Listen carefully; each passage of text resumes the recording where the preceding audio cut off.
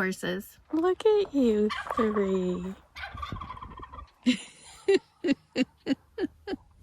My name is Lori. I'm volunteering at a horse therapy camp for the next few weeks. And I want to share the stages that I've gone through after initiating a separation from my husband and going through a breakup. Whatever you're going through, I hope that you see that these stages or changes of grief, the guilt, the shame, the disapproval, all of that are stages that you will eventually pass through, and you will get through to the end calm stage, as you will see. I had this experience with my biggest horse, Milo. One morning, I was warming him up, walking around the arena. Everything was normal until a chainsaw started at the neighboring ranch. Milo reared up. He's already 7 feet tall. I'm 5 feet tall. And starts running in circles. And I have him on a rope, a lead, and they had taught me how not to wind it around my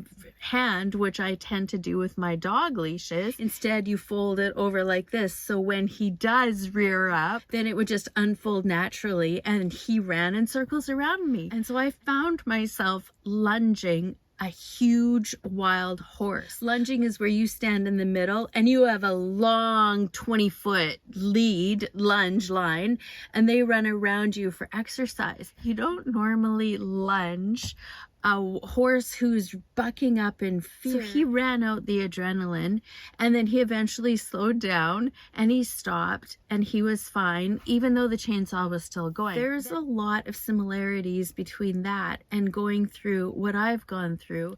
So the first stage is the normal stage. Everything is fine. You're just walking around the arena. You're just living your life. And you may realize, like I realized, we're really not happy together. Both of us just assumed that we were stuck. People live unhappily together for decades. And the second stage is where there's some sort of a trigger. And that, of course, with Milo was the chainsaw. The trigger for me in my relationship, in my marriage, was my father-in-law's death. Do I want to approach my death or die in an unhappy place in my life? And having been in an unhappy place for the last 30 years, I don't even want to be in an unhappy place for 1 year. My father-in-law's passing made me realize something has to change. I wasn't even thinking about leaving. Like, that actually took me a long time to get to. I just thought, well, I just need to do something new. Hence Ruby, my camper van.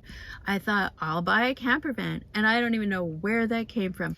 It was just that third stage of rearing up and losing control and running in circles. So I would go off on my, weekend or 1 week and 2 week, and then it turned into 2 months, 3 months.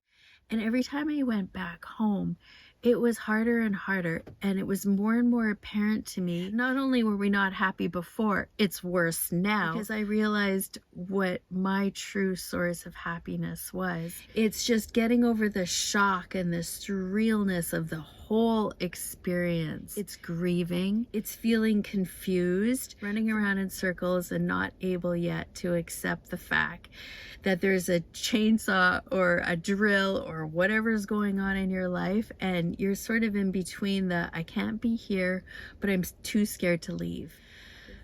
It's a lot. If you're going through something like this, it's a normal stage of changing something in your life or reacting to something major that has changed in your life. It looks like the horses have changed positions. I don't even know if you can still see them. Probably not. Sorry.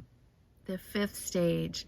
And that's where I find myself now. I'm finally relieved. I'm in a place of stillness and calm and relief. The storm has passed. The worst is over. You get through it.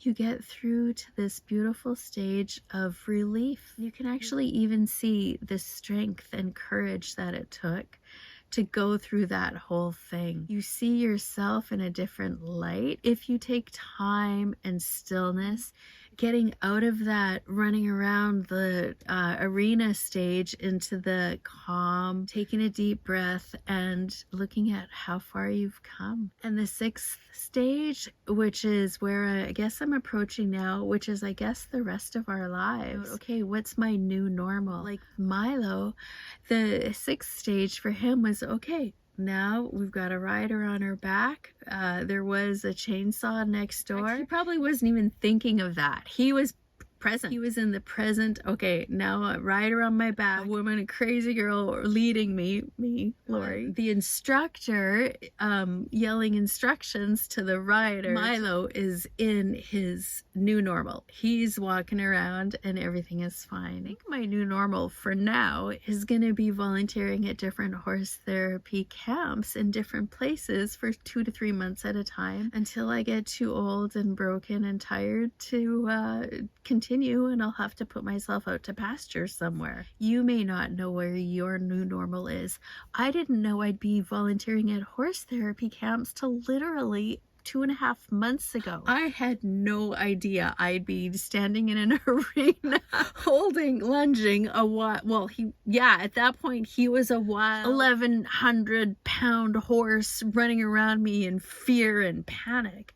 I had no idea that this is now my new normal. But this is the beautiful part about life and change and growth and things happening to us. We get through it. We have to be able to tap into that inner source of strength, of presence, of awareness, and of peace. Now, what this looks like for you may be going to church and praying and having faith in God outside of you. For me, this means more of an internal presence of the wholeness and beauty and peace of God, consciousness, awareness, presence inside of me, tapping into that, just becoming aware of it in my everyday situation. Or you may be someone who likes to climb mountains or go hand gliding or parachuting or horseback riding. That's how you grow and heal and move on past stuff.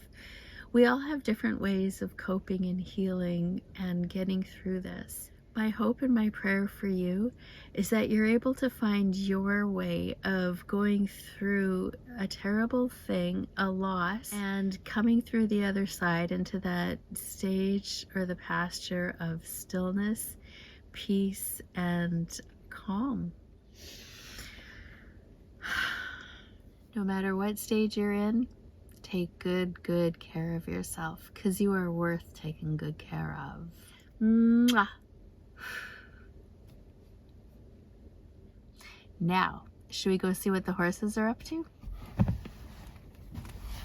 Okay, so there they are. We'll go outside right away. There's the farm with the roosters literally running around. Okay, let's go outside.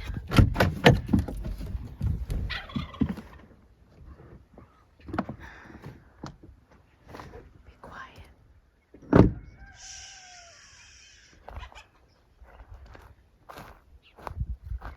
Guys, oh my goodness, hi. Look at you. Whoa, alrighty, we've got a little competition going on. Brownie over there can't even get close. Oh, I should go ask them if I can volunteer here. Huh? What?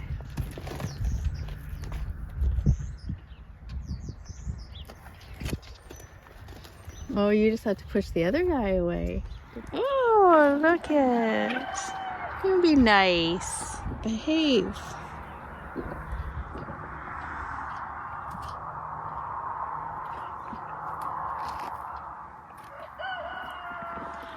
One of the volunteers told me that you guys only think you're as big as your heads. You have no idea how big and powerful you are. Or how beautiful. Oh, you're gonna eat the thorn?